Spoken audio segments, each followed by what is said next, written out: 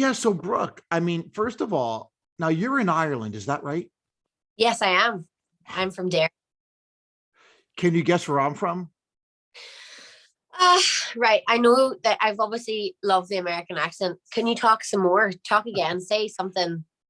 Okay, let's see. Let's see if Brooke can guess where I am from. I love diners. I live near the beach.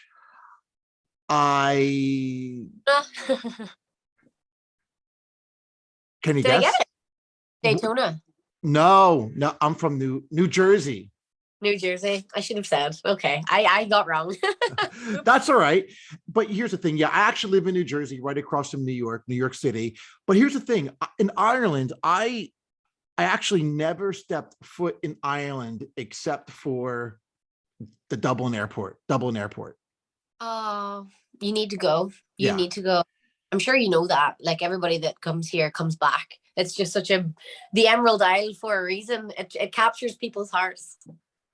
I mean, yeah, absolutely. I mean, I have family that lives in UK, Scotland, and yeah, we definitely want to go to Ireland, and it's beautiful. I love the green, and I can't wait. But here's the thing: well, I can't believe that you won. I mean, your song literally has a hold in like the biggest song contest in the world, Eurovision Song Contest. I literally every time I think about it, I can't grasp the size of this situation. Like this is it was so funny. Once I after I won, I like turned to my family and was like, okay, right, cut it now. Like this joke has gone too far. Like what have we got ourselves into? This is major, major, major, like best exposure for a song and artist ever that you could ever imagine.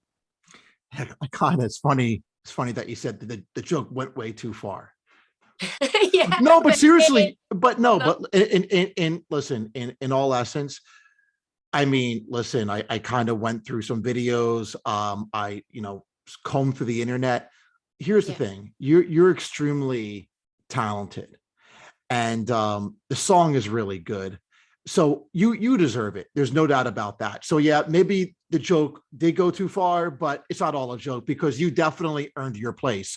So let me ask you thank you. this. So I mean, like, first of all, like, whose idea was it to submit the song to Eurovision, like this really big? And so, if people don't know what Eurovision is, it's literally the biggest song contest in the world, and it's put on by the European Broadcasting Union. So, whatever that is, but it sounds big, right? No, it is really big. I mean, so many legends and historical artists have won.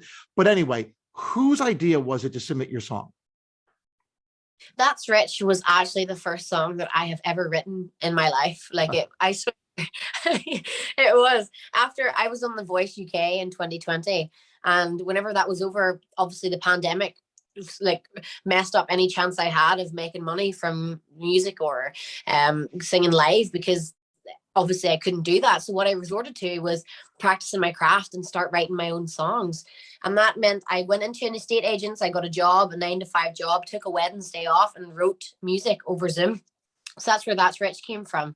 And this is the first time in 7 years that Ireland has actually let the public have a say. Like it's the first time they haven't done it across a boardroom or, had a panel that chose this song. The public actually got a say and they chose me to represent them in the Eurovision Song Contest this year, which is unbelievable. I mean, that's crazy. And you said it was like the first song that you ever wrote happened to land in the biggest songwriting contest, right? I mean, the first song you ever wrote. Yeah. I mean, look, the song is so funny because if you listen to it again, I was in a real Blondie obsession. Like I was listening to her flat out. I've seen her 3 times, Debbie Harry. I was reading her biography, and I just really wanted to create a modern song with 80s elements inspired by Blondie because she's just an artist, an icon, and I wanted to create music that could be iconic and could live through the years. And you'd look back and still think that song's really, really familiar. You know what I mean? Like it just hits immediately. By the way, speaking about Debbie Harry, do you know she lives in my zip code? Like Debbie Harry lives in my zip code, and as well as What? Yeah. I believe she lives in Red Bank, New Jersey. And ironically, what's really crazy is Bon Jovi is also from my area. John Bon Jovi, Bruce Springsteen. So they're from the Asbury. No. Yeah, yeah. Yeah, so basically, I live in a New Jersey Shore. So the surrounding town, and it's very small. The surrounding towns is Red Bank and Asbury Park. So Debbie Harry, and Red Bank is like 5 minutes away. Debbie Harry lives in Red Bank, and Bruce Springsteen lives in the Asbury Park Rumson section. Charlie Puth is also around in the same zip code as well. Ironically, I've seen Bruce a number of times. I have seen John Bon Jovi just, roaming around in the area, but I've never seen Debbie Harry unless I'm just not recognizing her. I'm not sure. I can't believe that I've never run into her. But anyway, interesting story. I'm on Fire is literally one of my favorite songs of all time by Bruce Springsteen. Like I love that man. I love that man. And I always thought that he was married to what's her name? Sings Battlefield and sings Love It, like Love is a Battlefield. Love is a battlefield. I know he's married to Patti Smith, but I thought he was married to That's Pat Benatar, Love is a Battlefield. Pat Benatar, yes. I thought he was married to her for ages, and then only found out recently it was Patti Smith that sings As the Night. That is the most unreal. So cool. Anyway, back to the Eurovision. Well, yeah, I mean, it's great. So basically you were saying that it's the first time they're allowing the public to vote. Yeah. I mean, once you win the public's vote, that is all you want. Like if you win on other causes and don't win the public's vote, then you don't even feel like you are representing your country. Do you know what I mean? I do. It's holds so much weight and holds so much dignity, and I'm so pleased that people wanted me. Like it would be worse if they didn't. and actually, and secondly, that we were saying like That's Rich was a Blondie, Debbie Harry influenced kind of a song. Yeah, completely. So, what's crazy is you said this is the first song you kind of ever wrote and it kind of caught fire. And you know what? This is not like the first time I've heard of this before, like the first song catching fire. And in my opinion, I could be wrong, but I think because when you're writing your first song or writing your first batch of songs, or this is your first experience, you're imposing no rules. Yeah.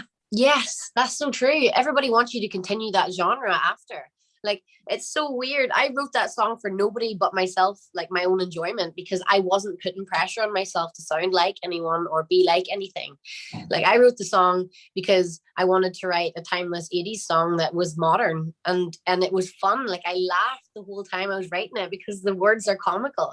Like, it's a caricature of what I thought a song should be. And it turns out that that's what has transpired, transcended everything.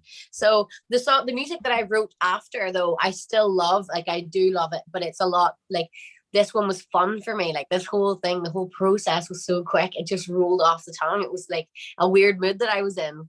And it was like, I didn't care if anybody didn't like it because it was a trial run for me. Do you know what I mean? I do. So did that song come about? I mean, did it start off as a beat? Did it start off as a melody? What sparked that song? Like, what was the initial thing that sparked that? So first of all, we found like I asked a boy to find me a producer that would want to work with me, and then the producer had a friend called Izzy Warner. So producer Carl Zane, and then Izzy Warner's his friend that helps songwrite. And obviously, since I hadn't written a song before, I asked to have another person in the room so I could learn from them, and I did learn a lot. But before that, I was like, right, what do you do to write songs? And I didn't look up anyone else's process. So in my dreams, like, I would get phrases, or if anything was said during the day, like, I think Granny was the one that said, "That's Rich, like, you'll never do it." You know what I mean? Because she calls me lazy. Well, I am kind of lazy, but in different ways. But you write down all the different phrases, like "take your mirror off the wall" was like one of the things I'd written in my notes. Like, it's such a strong opening line. It was so funny. And like, I put it in like my notes on my iPhone, then we put it into a Word document, and then we all just typed and amended different things as we went. But with the beat, I asked for like a staccato, like guitar beat, like, or like a ding, ding. I knew what I wanted, but didn't know how to put it into words.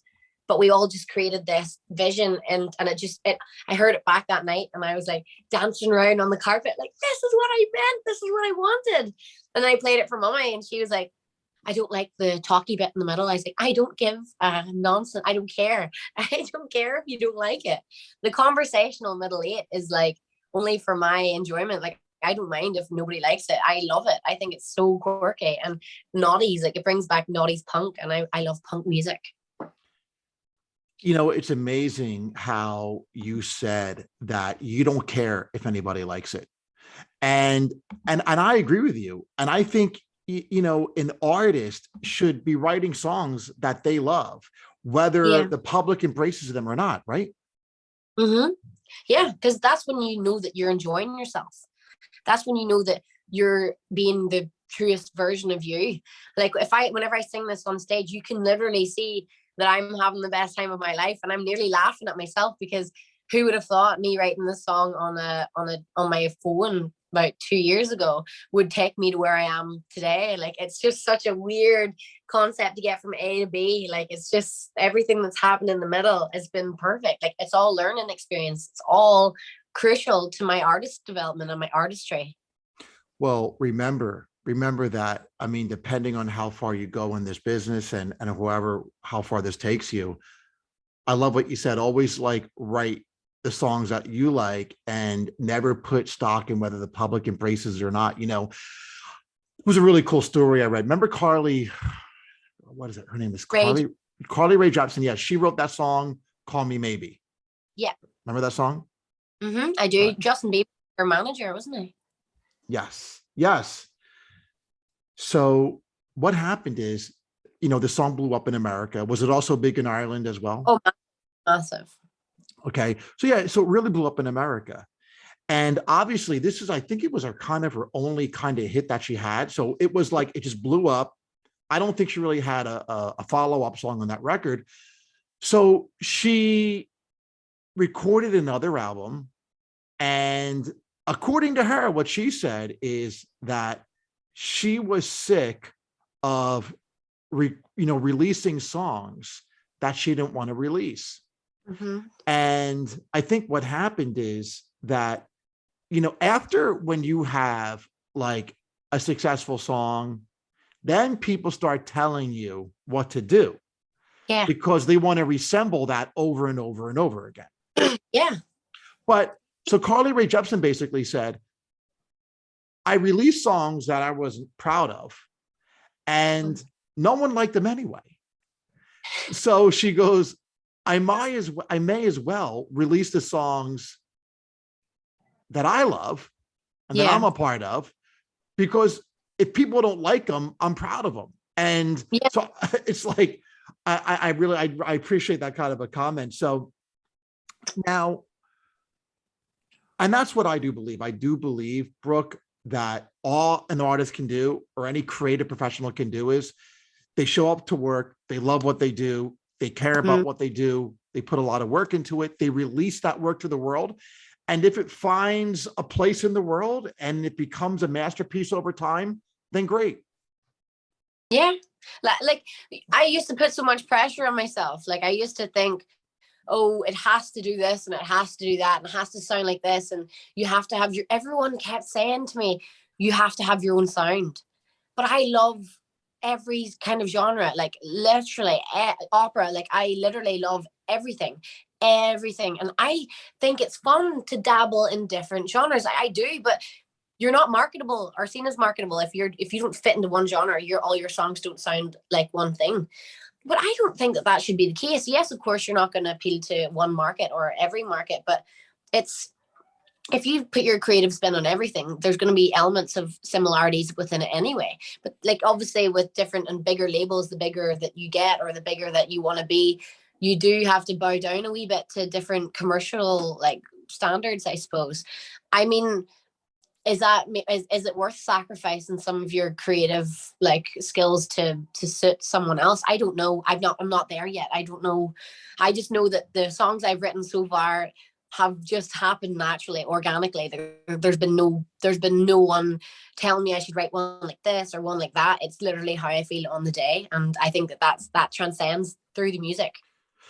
So this, your song, your first song you Mhm. ever wrote, That's Rich. I mean, it's approaching 800,000 Oh, Spotify crazy. streams. Now, did that, like, when did you see the majority of those streams? Like, was it after it was announced that the song was nominated for Eurovision, or was it prior? So whenever I noticed the streams was after Eurosong, it was never prior. Like I would never have had any backing, or no one would really have known who I was, because the momentum of the voice had simmered down. Like I haven't released anything in probably a year and a half. So I feel like momentum was obviously lost there. I don't want to do that again. Eurosong, like there's 180 million people listen to the Eurovision. Like they watch the Eurovision physically on TV. That is Europe wide.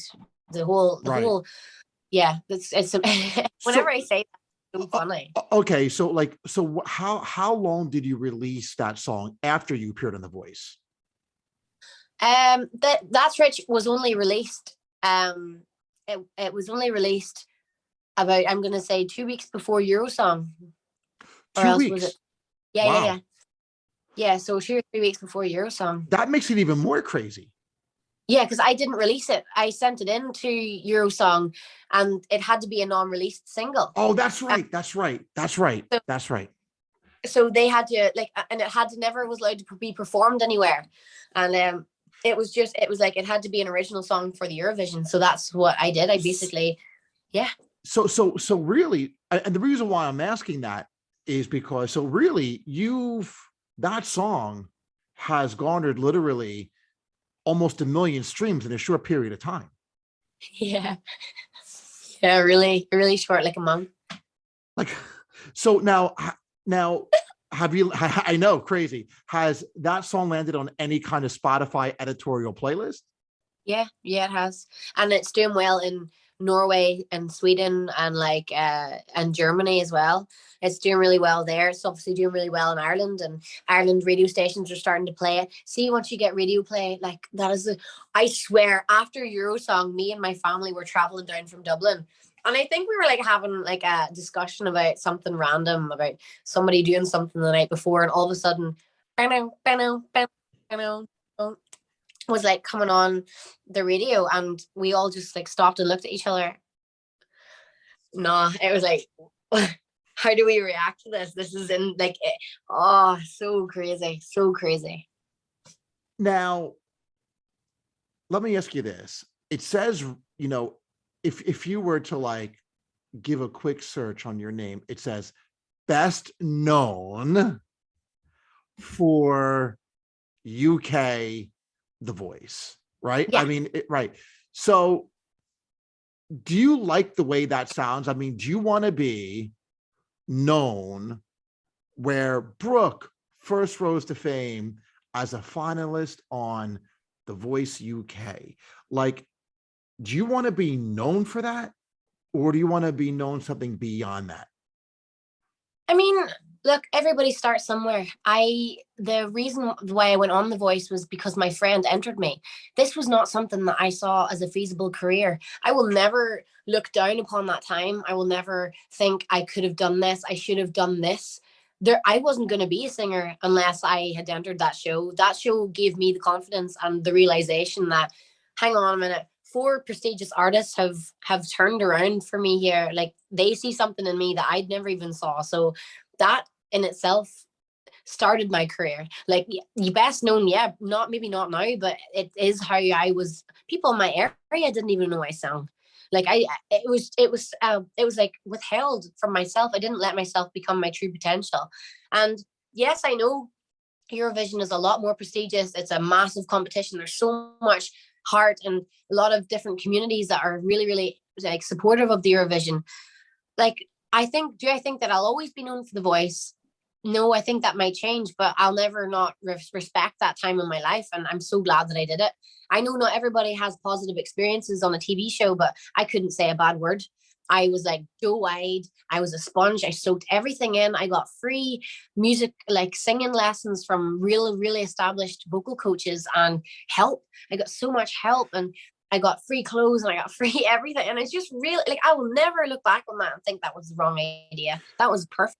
It is. And by the way, and so here's my personal opinion. See, I think that the singing competitions, whether it's The Voice, American Idol, no, they're definitely great platforms for the artist. I do feel that the judges on those shows, obviously it's about them. They make it about themselves, kind of the new emerging talent is secondary. And I guess the judges are known.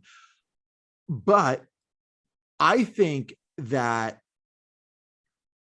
the confusion is with people or artists is, right, there's difference between a singer and an artist. Yeah. Right? Yeah, you're right. You are right. And Like, I don't know whether or not the music industry looks down on people that do enter those competitions.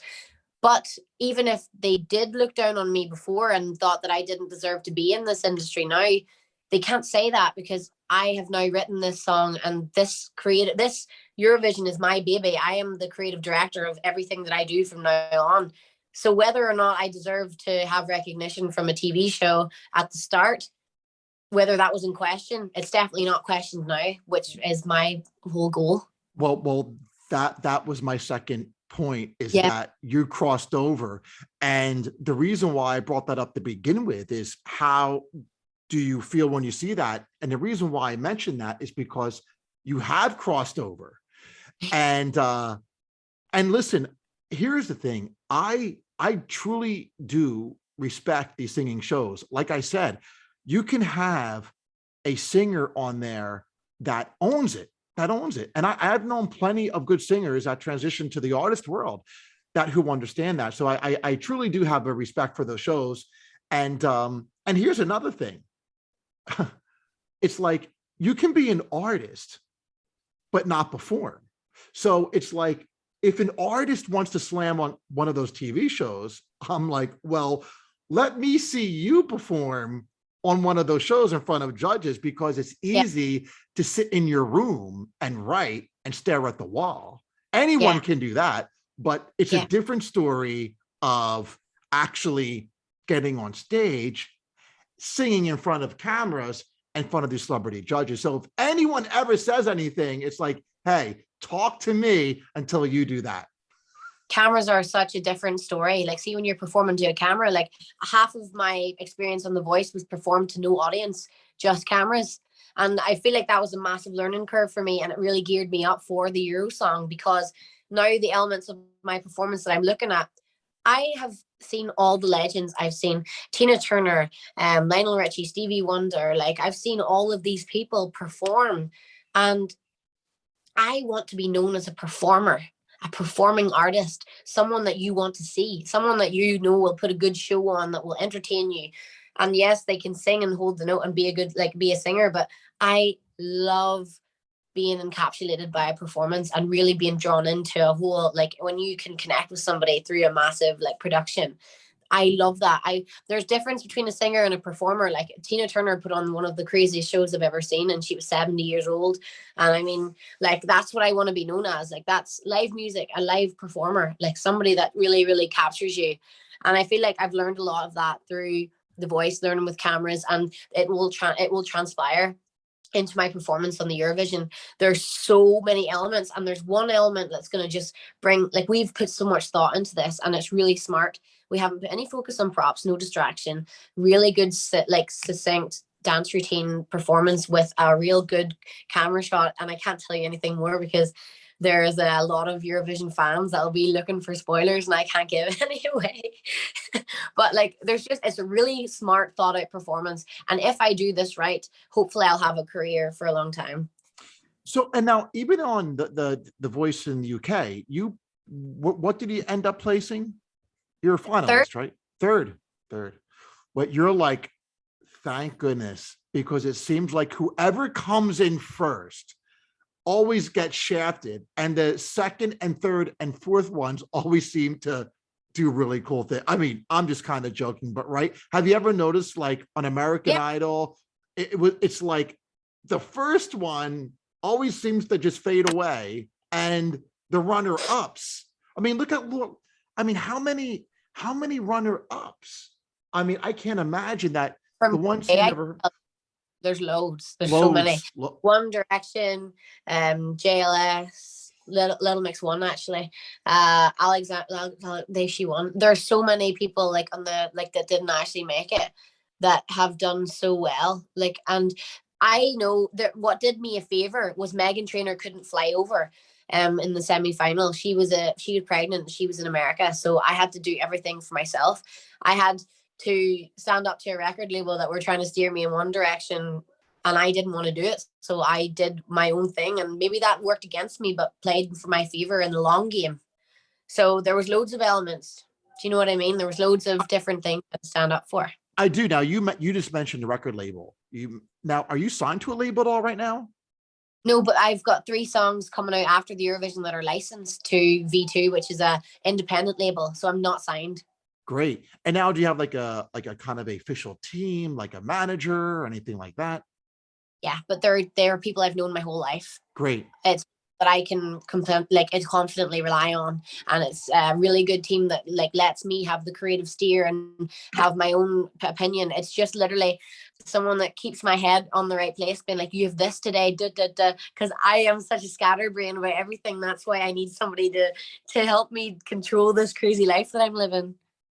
Now let me ask you this, like, where did you get this creative DNA? Did it come from like a mother, a father, a grandma? My daddy is very musical and really gave me my musical like knowledge. He gave me everything, like from when we were growing up. He used to play me Dolly Parton. He used to play me that's why I knew all the Tina Turner songs, because he had Greatest Hits album in the car, and I knew every word to all of her songs, and he took us to a concert, and I just listened to all the greats like Cher. Barbara Streisand, he loved her. Like I just got such a brilliant musical education, and he couldn't really sing, but when I was listening to him as a child, I thought he was like John Jovi. I thought he was unbelievable. But obviously, look, and listening to him now, he's actually not a powerful singer. But it just shows you like how adults are glamorized in child's minds. But he had such an impact on me, and there's no one else really in the family that sings or is musical. No one plays an instrument or anything. Now, do you play any instruments? Guitar and piano, but not confidently. I like to perform to a crowd. Like I like to feel like, when a lot of people feel like a guitar is like a crutch that shields them, I feel like it's a barrier for me, which is weird because I love to just dance. I actually love like the dance and choreography behind the whole thing. Now, do you work right now? Like, do you work a job? I had to quit my estate agent job. So okay. And this is my full-time singing. Full-time singing. So let me ask you this. So like, what's your day-to-day like? So basically, this is big news for you, big press. By the way, and when is the last time someone from, let me give you a quiz. I did some research. When is the last time someone from Ireland won the Eurovision contest? A long time ago. Yes. Like 19... God, I don't know. I actually don't know, but it's like 20 something. 1970. 19, yeah, okay, sorry. Like, okay, 30 years. 40, 50 years. 50 years. Dana, sorry. Dana is the first ever winner. No, there's been ones before, there's been ones after. Ireland's won 7 times, I think. So wow. Dana was her winner, and she's from Derry, which is where I'm from. Wow. Imagine if you, let me ask you this. If you won and the joke continues, you're like, I can't believe it. We're still in this joke. Someone pop this bubble. Like, how would you handle it? Like, what would you do? I've been watching the Kanye West documentary, and Donda like had such a significant impact on Kanye, his mother. And she said a lot of things to him that have resonated with me. It made me really emotional and made me realize how lucky I am to be living this dream. She said to him, like, she just believed, like him, that he was going to blow up. And she was like, Kanye, please remember that a giant looks in the mirror and sees nothing. Everyone can see the giant and respect the giant, but the giant can't see himself and respect himself.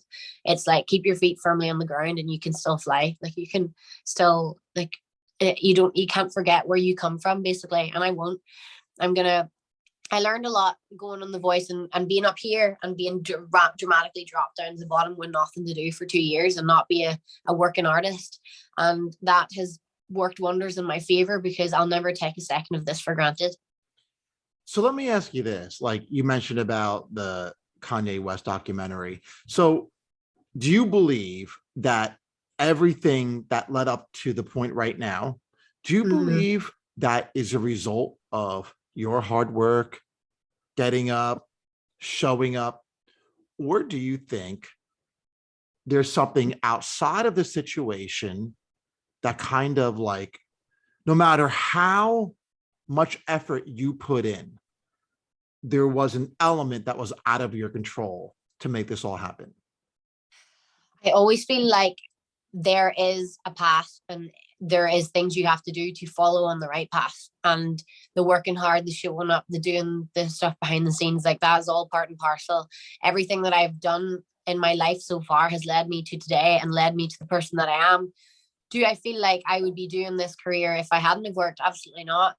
I would just be getting by, like, unhappy and annoyed at myself, because deep down I've always felt like this is where I belonged, on the stage performing, whether it was just being the loud, not being like just I know it was family parties, but making sure that I was entertaining people and being the person in the room that was like connecting people and bringing everybody together. That's where I felt like I was safest. And I feel like where I could have tried to do this and not done the work, like, I could have just gave up after those 2 years, but I never released any of my music because I wanted them to get the platform that they deserved. And while I was working and it wasn't easy, they found their way to the right spot and to the right place by themselves naturally. And you just have to trust the process. It's not always going to be easy, but you have to really revel in the good times, because they like, especially if you keep getting them, they're not as sweet each time they come.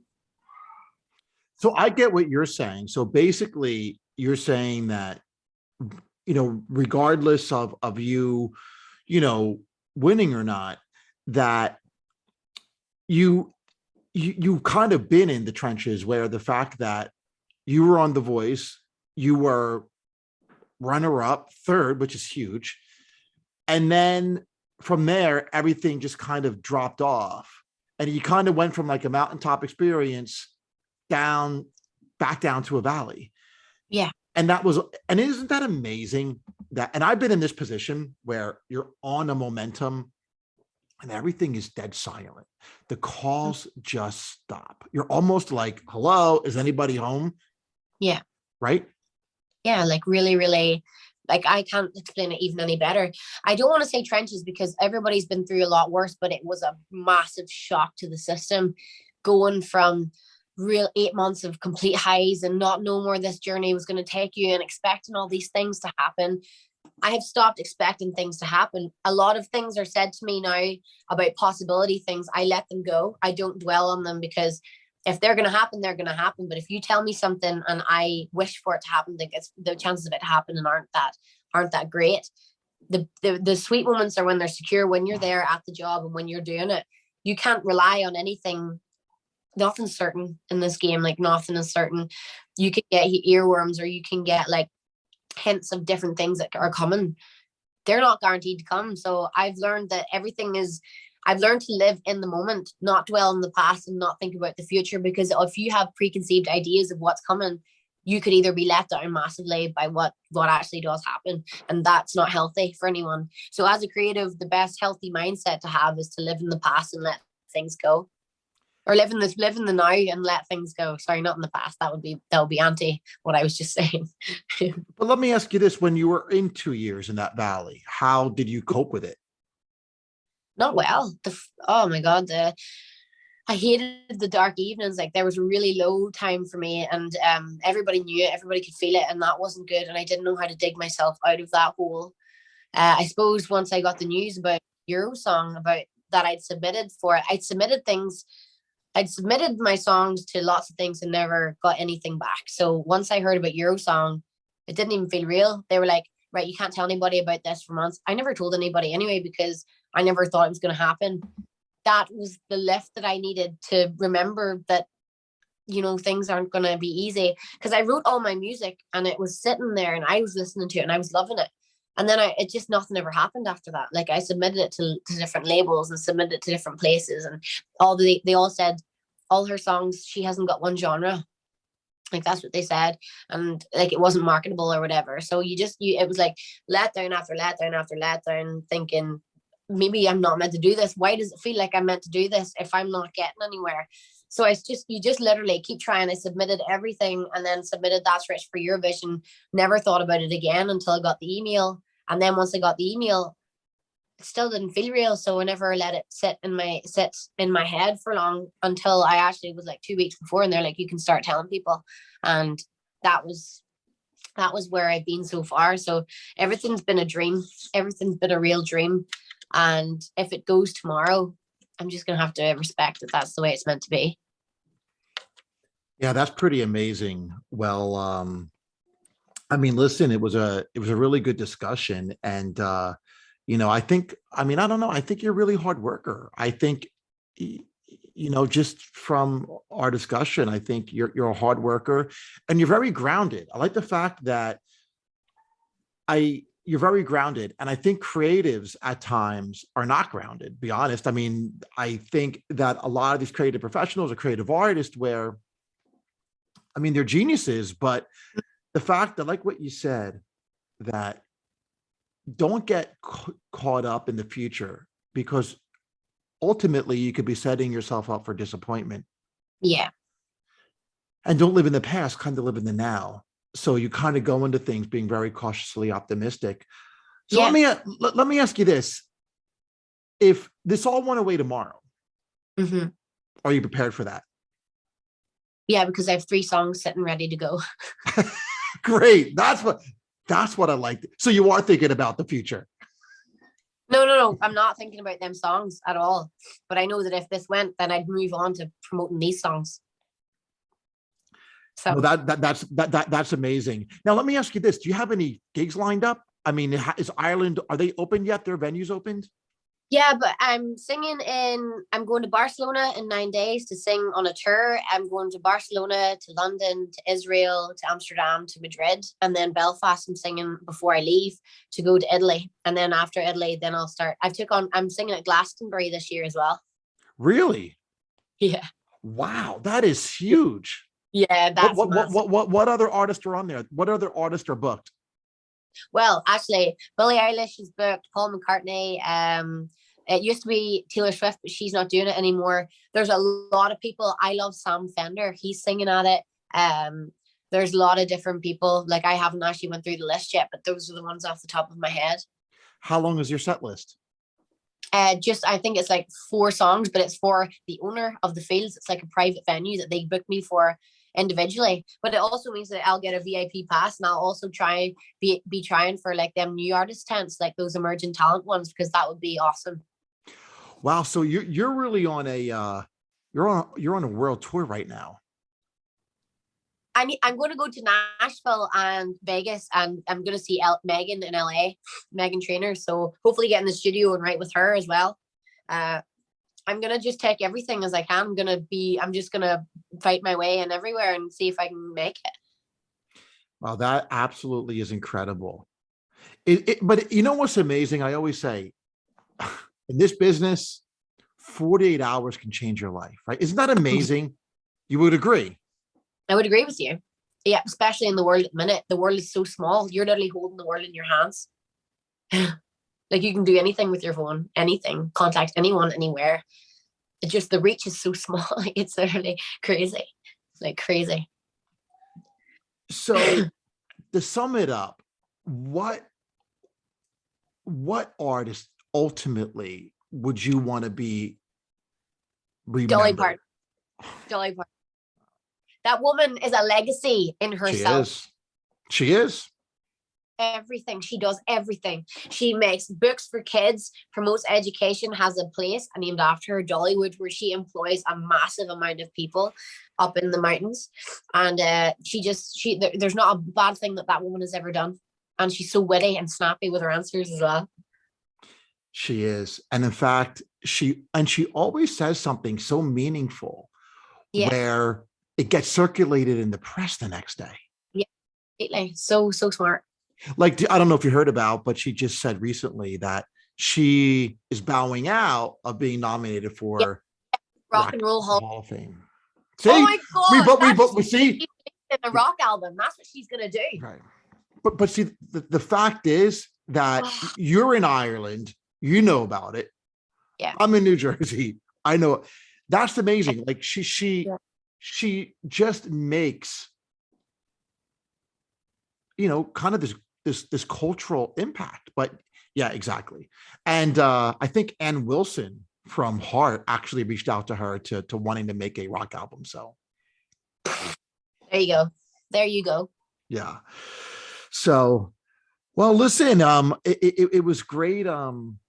It was great talking with you. And now obviously you can listen to all your stuff on Spotify. Yeah. Spotify, YouTube, TikTok, Apple Music, Instagram. Brooke Scullion is find me. But on Spotify, it's just Brooke. Yeah, I'm like Cher. I use the alias of Brooke. Yeah, so tell me lastly, so you go by your last name, but then you also drop your last name sometimes. Yeah.